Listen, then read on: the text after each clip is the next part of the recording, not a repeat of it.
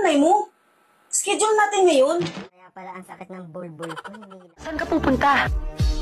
Tatae, kapag sinabi ng jowa mo na ikaw ang kanyang pahinga, Anong dodrawingin ko? Ito ang dodrawingin mo, oh.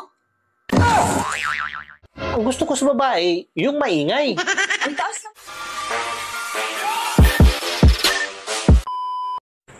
Love, naalala mo yung kantang Simpleng Babaeng Katulad Mo? Siyempre, ikaw yon. Sino tong nag-text sa'yo? Ano ba ang sabi?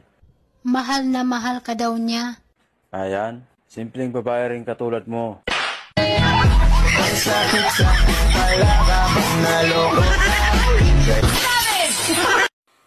Pupunta pala sila ni Mama dito mamaya.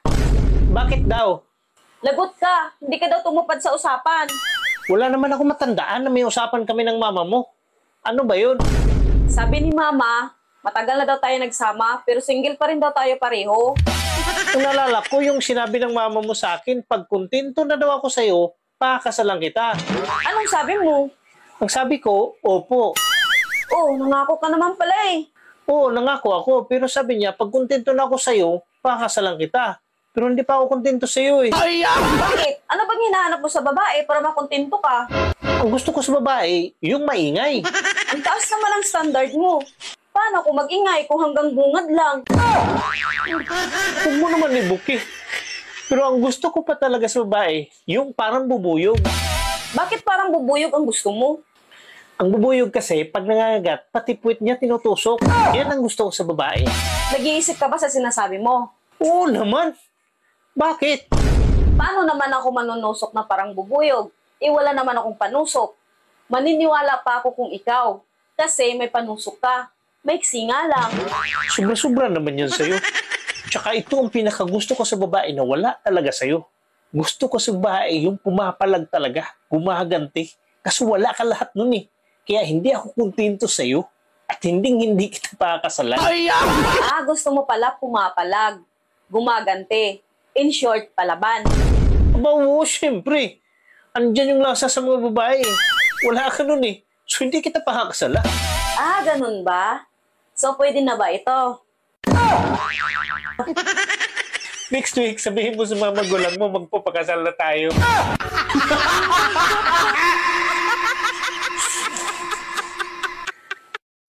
Darling, binangungot ako kagabi. Mahuhulog na daw ako sa bangin. Buti na lang nakakapit ako sa damo. Hayop ka? Kaya pala ang sakit ng bulbul ko, hinila mo?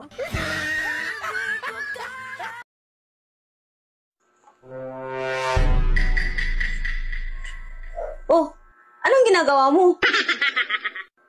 Nag-drawing hand. Alam mo naman, magaling ako mag-drawing. Kaya ito nang ipapadrawing sa akin, nagagawa ko. Kahit ilang minuto lang, saglit lang, nakukuha ko kaagad yan. Ganun kabilis? At ganyan ka kagaling mag-drawing? Oo naman, Han. Wala ka atang tiwala sa akin eh. Kahit ano ipapadrawing sa akin, kahit gaano kahirap, dodrawingin ko yan. Hindi naman sa ganun. Nagulat lang ako na magaling ka pala mag-drawing. Alam mo, baka ako nga ang tatanghaling pinakamagaling mag-drawing sa buong mundo eh. Paano mo mapapatunayan yan sa mga tao na magaling ka mag-drawing? At ikaw nga ang may gawa sa drawing niyan. Han, wala kang tiwala sa akin eh. Gusto mo magdodrawing ako habang naka-live sa lahat ng social media? We, hindi nga. Oo, minamalit mo ata ako eh. Gusto mo videohan mo ako, mag-drawing ako ng live. O sige, etong band paper bibidyohan na kita na naka-live.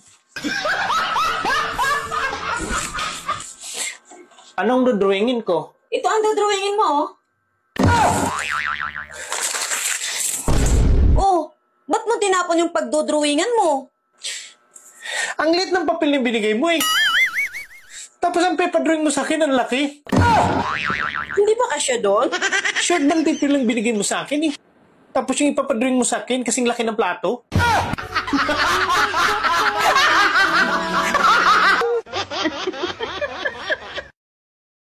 Pumunta pala ako kina Mama kanina. Oh, anong ginawa mo doon? Ba't di ka nagpapaalam sa akin? Baka may ginawa kang milagro ah. Milagro agad? Pinagalitan pala ako ni Mama kanina. Bakit daw hindi mo pa ako pinakasalan? Di ba nga, pinag-usapan na natin yan na mag-ipon muna tayo ng pera bago tayo magpakasal. Pag hindi mo daw ako pakasalang kagad, baka daw makakita ka ng babae na mas maganda pa sa akin at hindi mo na ako pakasalan. Alam mo, pag nagkagusto ako sa babae, hindi ako tumitingin sa itsura. Eh ano pala tinitingnan mo sa babae? Yung baba, siyempre, baka kasi hindi maumbok eh. Gusto mo nang maumbok, eh hindi naman bagay sa'yo. Eh, paano mo nasabing hindi bagay? Eh, yun nga yung swak sa panlasa ko. Paano ba bagay sa maumbok kung maliit, malambot at supot? Saan ka pupunta? Tatae. Sama ka?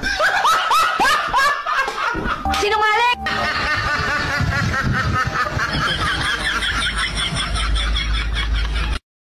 Baldo, kung ikaw papipiliin, anong mas gusto mo? Yung pangit o yung maganda? Basta alam ko, di kita pipiliin.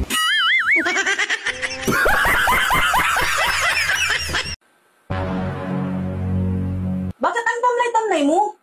Schedule natin ngayon. Pasensya ka na, Han. Masama yung pakiramdam ko. Wala akong gana kumain. Pwede bang bilhan mo ako doon ng pampagana?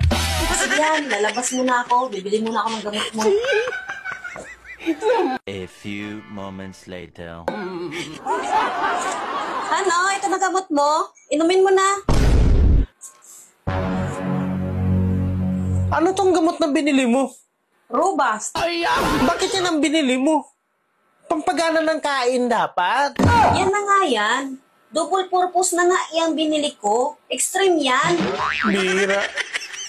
Paano naging double purpose yan? Di ba nga, pag ininom mo yan, pagkatapos ng isang oras, ang lakas mo na kumain yan. Tapos maya-maya, ang lakas mo nang bumayo. Kasi double purpose yan. Wala ka man lang patawad? May kinakaya mo ba ako? Kinakahiya? Iniiwasan kita. Bakit mo ko iniiwasan?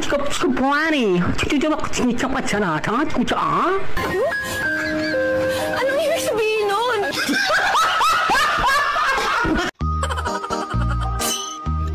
Kapag sinabi ng jowa mo na ikaw ang kanyang pahinga, tanungin mo rin kung kanino ba siya napagod.